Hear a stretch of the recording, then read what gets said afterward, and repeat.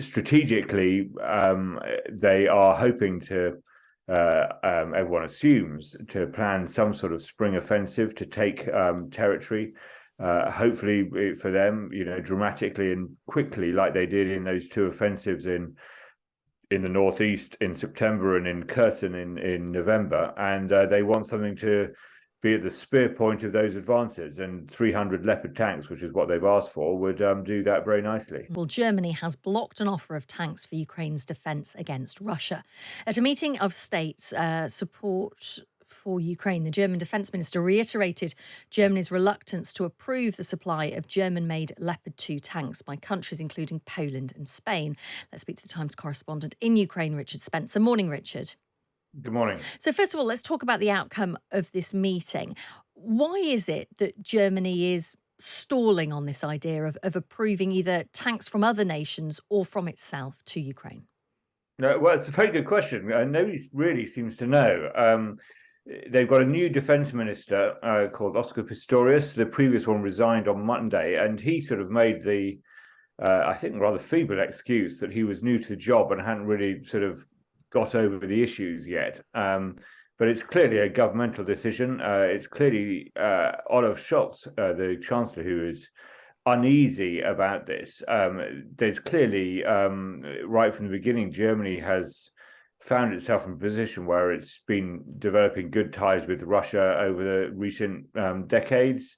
It has this sort of wartime memory that it's kind of not allowed to escalate conflict and arguments with Russia because of the history between them in the Second World War, and he just thinks that it's a bad idea to escalate the situation as he sees it by putting all this advanced weaponry into the conflict. Though Germany is sending other weapons and it has sent other aid to Ukraine.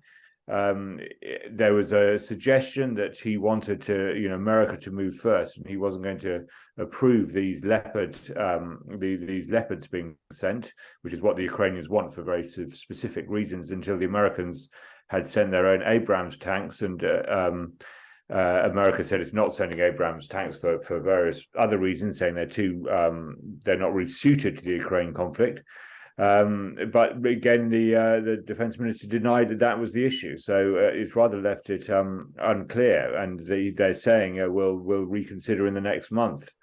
But you're thinking, well, if they can reconsider in the next month, why don't they consider it now? When the Ukrainians say they want them. What impact would these tanks have in the conflict? It's a good question. I spent the last couple of days in Bakhmut, which is this kind of frontline town that the Russians are trying to capture at the moment, talking to soldiers in a couple of tank brigades. I mean, the obvious answer is they're simply much better kit than anything the Ukrainians have. The Ukrainians are working with old Soviet-era model tanks. The Russians have the same tanks, but updated versions of them, because Russia has, of course, a much bigger arms industry, and it's updated its tanks since the 1990s, since the end of the Soviet Union. So particularly the most modern Russian tanks like the T-90, the guys there were saying, if you come across a T-90, you really need 3 of our tanks against one of theirs. Strategically, they are hoping to, everyone assumes, to plan some sort of spring offensive to take territory. Hopefully for them, dramatically and quickly, like they did in those two offensives in the northeast in September and in Kherson in November. And they want something to be at the spear point of those advances, and 300 Leopard tanks, which is what they've asked for, would do that very nicely. Now, I know that you've been visiting a drone operations centre, so tell us a little bit about that and about these drones that are being used in Ukraine. Yeah, so I mean, it's a slightly different story, but I think we've all been aware that this is a very sort of drone-intensive war, in the sense that we've all seen these videos of the Russian front lines and the Ukrainians calling in artillery strikes using drones. And in fact, last year I was Um, I spent a day with a volunteer group who were sort of literally crowdfunding to buy cheap, on the market drone cameras, the sort of thing you can buy from Amazon for anything from a few hundred to a few £1,000s.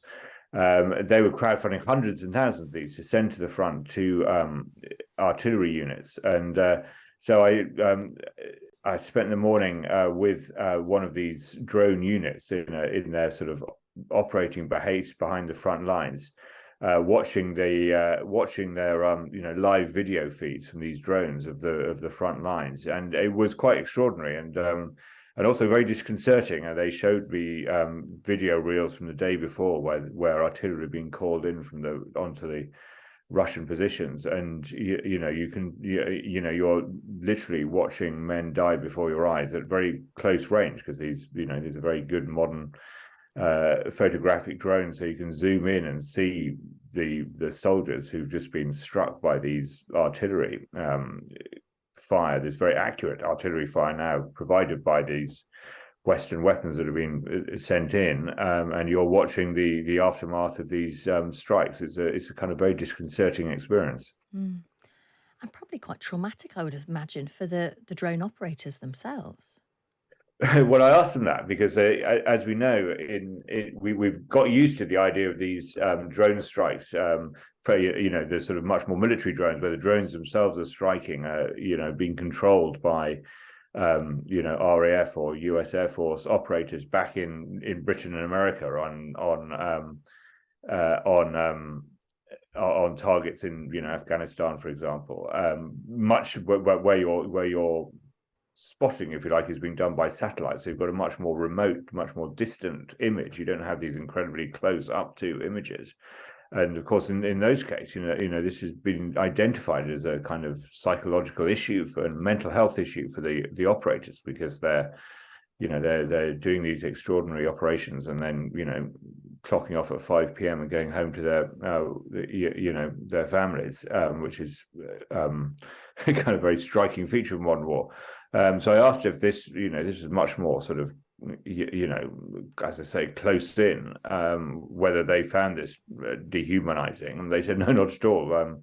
We've got used to it, and it's war, so what to expect, and we kill people all the time. That's the nature of an army, and that's the nature of a war. So they had a slightly different attitude. Mm. It shows, though, how drones have absolutely transformed warfare. Yes, it's astonishing. And to bring in a completely different story, I thought what Prince Harry wrote about in that book of his about fighting the Taliban, was when you actually read what he said, was quite extraordinary, because it really brought home this, how technology has created this distance between what we do and the effects of it, which is always the case with sort of high level bombing and the Second World War and artillery over the ages. But now you've got this distance, but you've also got this image of what you're doing right in front of you, as I say, very close up. It's a very asymmetric situation. I wrote about this guy who was dying in a trench, who'd been hit by artillery, and he died on being watched by this camera. And I wondered whether that would ever been the case before, where people were dying all alone. He was completely alone. He'd been completely abandoned by his crew, by his comrades. And yet he wasn't alone. He was being sort of watched in real time, 10 miles away by people literally watching it on camera. It strikes me as extraordinary. Sobering stuff. Thank you, Richard, as ever. The Times correspondent in Ukraine, Richard Spencer. I mean, just incredible to witness that. I mean, how drones have transformed the war in Ukraine, but also, to watch that, and as you say, just to witness people just dying on their own when their colleagues have left them.